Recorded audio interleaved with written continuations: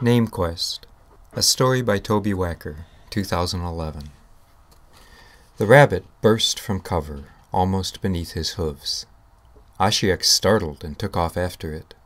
Reaching for his bow out of habit, he remembered just in time that he wasn't hunting today. He slowed and watched the rabbit flick out of sight through the dense grass. He grunted in annoyance. Maybe he should have shot after all. If he did have meat tonight, who would know? He hadn't wanted to come on this name quest in the first place, let alone follow the rules. He turned away. The sun was sinking in the sky behind him, spreading a red light over everything. Off to the left, the bones cast long shadows onto the trees behind them. He hadn't wanted to come, but here he was, and he might as well go through with it without cheating. He trotted through the grass to his camp, well within sight of the bones, but farther along the forest edge. His fire was still banked on the tall mound of earth and stones, built by other centaurs who had come to the bones to find their name. He set his useless bow and arrows down nearby and grimaced. "Too old," he muttered. "I'm not old at all. Why should centaurs find names when they're hardly more than foals? I don't see the sense in it." Noeasy Tracks the Sun, leader of the herd, had not agreed. "Ashiek, Ashiek, Ashiek," she had said, shaking her head. "What a name! It isn't even a name. It is only something to call you. All the other young ones have found their names long ago. Some have even outgrown their first one and found another. And you?" she snorted. "You stay here, hunting and talking and passing the days, with what seems to be no urge to find your name so that you can start living." Ashiek flushed. "I am living," he protested. "Hunting, talking, grazing. Those count as much as anything. Why do I need a name for any of that? Something to call me, that's all people need. And they have that. It works just fine." "You are too old to be satisfied with that." Tracks the Sun put her hands on her hips. "Have you no sense of curiosity? You've never even seen the bones." He shifted his feet, avoiding her gaze.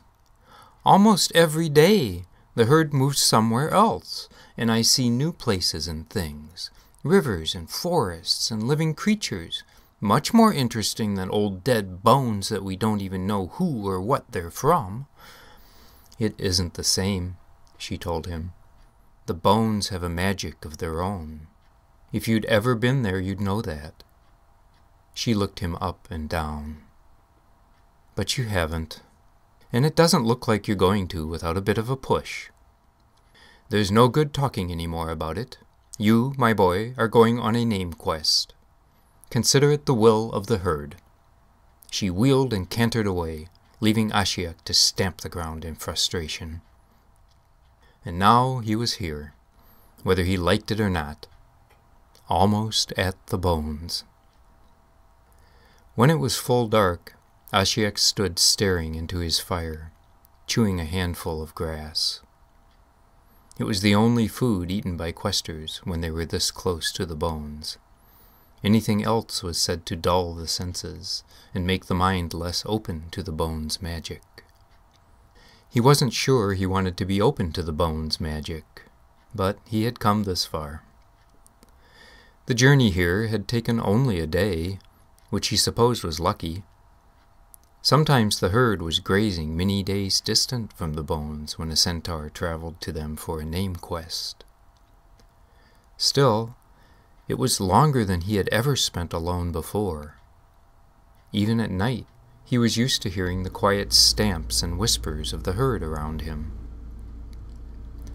Despite that, when he knocked the fire down and closed his eyes, he fell asleep quickly. The next day was mostly something to wait through for the night to come. The bones, he knew, worked their strongest magic in dreams and in dark. "You have weird dreams, and you just know," one of the other centaurs had said after returning from the bones. Nevertheless, part of a Namequest was spending the day by the bones, and so in the morning Ashiok walked over to them and settled to wait. Smooth, pale mounds lay scattered around the remnants of the rib cage, sharp rods curving out at angles twice as tall as his head. The clouds drifted across the sky. Throughout the day, as he grazed and paced around the bones, he thought about his name. He was finding it more peaceful to be alone than he had expected, with just the clouds and the wind in the grass and the ripple of the water in the forest stream when he refilled his water skins. Maybe his name would be something like that. Likes peace? He shook his head. That was ridiculous. Watches clouds? Sits by water? Some young centaurs, when they went on a Namequest, already had their name in mind and only needed it confirmed. Some had vague ideas, or formed them during the journey, or the waiting day. Others, like him, didn't know until they dreamed. After the sun was well set, he walked nervously into the center of the rib cage. 4 of the moons were up. Giza lights the night cast a cold, pale violet glow over everything, a stark light in which Ashiok could see the bones looming around him, with the forest a dark mass behind. He shivered, although it was warm. Half the ribs were lit up sharp and bright, the rest black spikes of shadow. He shifted his weight restlessly. He didn't think he was likely to fall asleep, but he bowed his head and let his mind drift, and after a time his thoughts slipped into dreams. He dreamed of moons chasing him across the sky, of grass taller than he was. A rabbit bounded out to cock its head and look at him. "What's your name?" it asked him.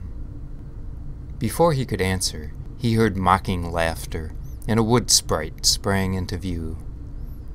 "He has no name yet, fool," it said, and turned to stare at Ashiok. "This is your name." He waved his hand. In front of him passed images of the herd, the plains, the forests, fish flickering through a stream, foals learning the stamp song. A dragonfly flew by, lazily turning circles. "Do you see your name?" it whispered. Ashiok stared at the dream images. The sun, the moons, himself hunting, a downpour of rain. "No," he said. "Ah, how strange." The dragonfly spun in midair. "It's right there in front of you." Then, all at once, he was awake. A pale light shone in strips before him. He blinked, and it became the rising sun behind the tall pillars of the ribs. He rubbed his eyes in disbelief. It was morning, but he still didn't know his name. His dreams tumbled through his mind, each image more confusing than the last. The dragonfly, the rabbit, the wood sprite. None of them had actually said what his name was. It was as much a puzzle as when he first came. What had gone wrong? A centaur always comes back from the bones with a new name. Had he missed something in his dreams? He paced to one of the ribs and rested his forehead against it, thinking. Then he realized, of course, a centaur always came back with a name. They were thinking about it even before they left the herd. "This is your name," their dream told them, and, eager to agree, They decided that they saw their truest self in one of the images. That was all there was to it. The only reason he still didn't know his name was because he didn't want to. Ashiok threw back his head and roared with laughter. Then he broke into a gallop back towards the herd. When he reached them late that afternoon, he told No Easy Tracks the Sun what had happened. After staring at him for a few moments, she snorted and shook her head. "Since you seem to need no name," she said, "we might as well call you that." And Ashiok Needs No Name did not choose to return to the bones for a long, long time.